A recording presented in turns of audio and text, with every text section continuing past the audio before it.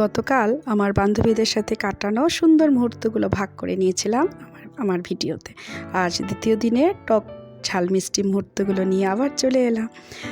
পাটকাই একটু দেখেছে ওরা, তবে একদিনে ক্যাম্পাস দেখা তো সম্ভব নয়, কিছুদিন তো চাই।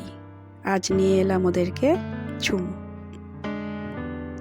যদিও এখানে সেরকম স্পেশাল কিছু পাওয়া যায় না, তার জন্য ডিমাপুর যাওয়া তো চাই, কিন্তু কি করে বা যাই। তার আগে একটুখানি দেখাই, আজ চন্দ্রা আর ডালিয়া মিলে বানিয়েছিল ব্রেকফাস্ট। আমাকে রেস্ট দেওয়ার জন্য ওরা আজকে ঝটপট কাজে নেমে পড়েছে। ভালোই হলো, ওদের হাতের, বান্ধবীর হাতের আমেজ পেলাম, রান্নার আমেজ পেলাম। এরকম ভাগ্যই বা কখন হয় বা কারি বা হয়। তাই আজকে ওরাই রান্নাবান্না করছে, আমি করছি আমার নিজের কাজ। আর সঞ্জীব যাবে এখন কলেজে, তাই ওরা রিকোয়েস্ট করছে সঞ্জীবকে যাতে খেয়েই যায়, কারণ সঞ্জীব অত সকালে একদমই খেতে চায় না, কারণ 9টার ভিতরে এক্সাম ডিউটিতে যাওয়ার ওর কথা ছিল, কিন্তু ও একদমই খেয়ে যেতে চায় না। এই সময় খুবই জবরদস্তি করতে হয়, তো বান্ধবীদের কথা কি আর ফেলা যায়।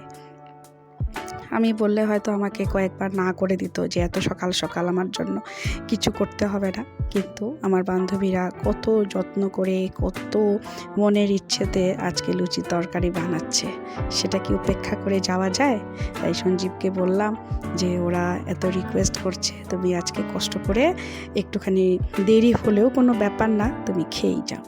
তো সঞ্জীবও আর রিকোয়েস্ট ফেলতে পারলো না, ও রিকোয়েস্ট এত ফেলতে পারে না, একটুখানি সুন্দর করে ওকে বললে ও সত্যি সেই রিকোয়েস্টটা কিন্তু রাখার চেষ্টা করে, যতই অসুবিধাই হোক না কেন। এটা ওর একটা খুবই ভালো গুণ।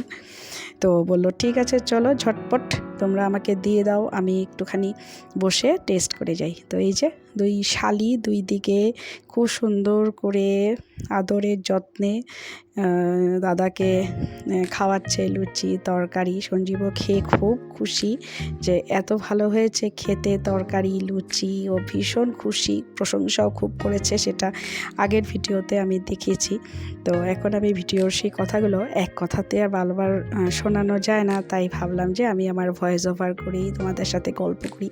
আমারও তো একটু গল্প করতে ইচ্ছে করে যে আমার বান্ধবীরা এসছে, কেমন লাগলো, কেমন কাটলো, কেমন করলাম, কি করলাম। যদিও রান্নাবান্নার ভিডিও সেরকমভাবে আমি শেয়ার করতে পারবো না তোমাদের সাথে, রান্নাবান্না মোটামুটি তো করা হয়েছে এটা ঠিক, কিন্তু যখন কেউ আসে তখন তো খুব ব্যস্ত থাকি, নিজের রান্নাবান্নাই করব না ভিডিও করব। একা বাড়িতে করি ঠিকই, কিন্তু কেউ আসলে সেরকম করা হয় না। তো হয়ে গেছে খাওয়া দাওয়া, দুপুরে খাওয়া দাওয়া সব কিছুই শেষ।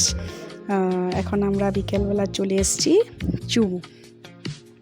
তো যদিও চুমুতে স্পেশাল কিছু পাওয়া যায় না, তার জন্য ডিমাপুর যাওয়া চাই, তাও ভাবলাম বাড়িতে কি করবে, একটু বেরিয়ে আসি। তো ডালিয়া আর্যকে দিল একটা টি শার্ট, আর ওরা নিজেরাও ওদের বাড়ির জন্য টুকটাক বাজার করেছে। চুমুকি ডিমার একটা স্পেশালিটি আছে যে এখানে জিনিসপত্র যদিও বা একই রকম, তবেও এখানে কোয়ালিটি আর দাম একটু কমই আমি মনে করি, ওরাও সেটাই বলল। বাজার হাট করে চলে এলাম একটা পার্ক রেস্টুরেন্টে, যেটা পাটকাইয়ের একদম কাছে। চন্দ্রা আর্যকে ট্রিট দিল, আমাদেরকেও ট্রিট দিল, আমাদেরকে কফি আর আর্যকে কর্ন খাওয়ালো। তো একটুখানি রেডি করতে সময় লাগে হোটেলে, তো ভাবলাম যে যাই হোটেলটার বাইরে একটু ফটো সেশন করে নিই, একটু ভিডিও করে নিই। তো চন্দ্রা ডালিয়াকে ডাকলাম যে চল তোদেরকে কয়েকটা ফটো তুলে দিই। এত সুন্দর পাহাড়ের কোলে এই রেস্টুরেন্টটা করেছে। এখন তো একটু গরম পড়ে গেছে, ভালোই লাগে ওয়েদারটা, কিন্তু শীতে একবার গেছিলাম, শীতে সে সমস্ত শরীরটা একদম ঠান্ডায় অবশ করে দেয়। আর এই যে হাইওয়েটা দেখা যায় হোটেলটার উপরে দাঁড়ালে, এত সুন্দর করে লাল লাল লাইটগুলো জ্বলে জ্বলে যায় পাহাড়ের গা ঘেঁষে ঘেঁষে, যে ভীষণ ভালো লাগে দেখতে। বাস হয়ে গেছে আমাদের ফটো তোলা ভিডিও করা, এখন আমাদের অর্ডার চলে এসছে। তো যাই হোক, খুব ভালো লাগলো, যতদিন বেঁচে থাকবো এই স্মৃতিগুলো দিয়ে একটা মুক্তোর মালা বানিয়ে মনের আষ্টে পৃষ্ঠে জারিয়ে রাখবো।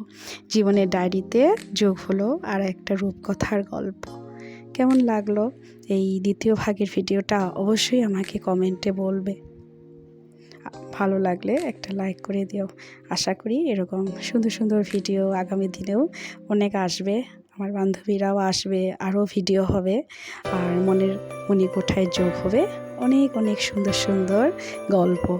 কয়েকটা ফটো তুললাম, বাজার বেরিয়ে এসে পিসের বাড়ি গেলাম, বাড়িতেও ফটোশ্যুট করলাম। সব কিছু খুব সুন্দর কাটলো। তোমাদের কেমন লাগলো?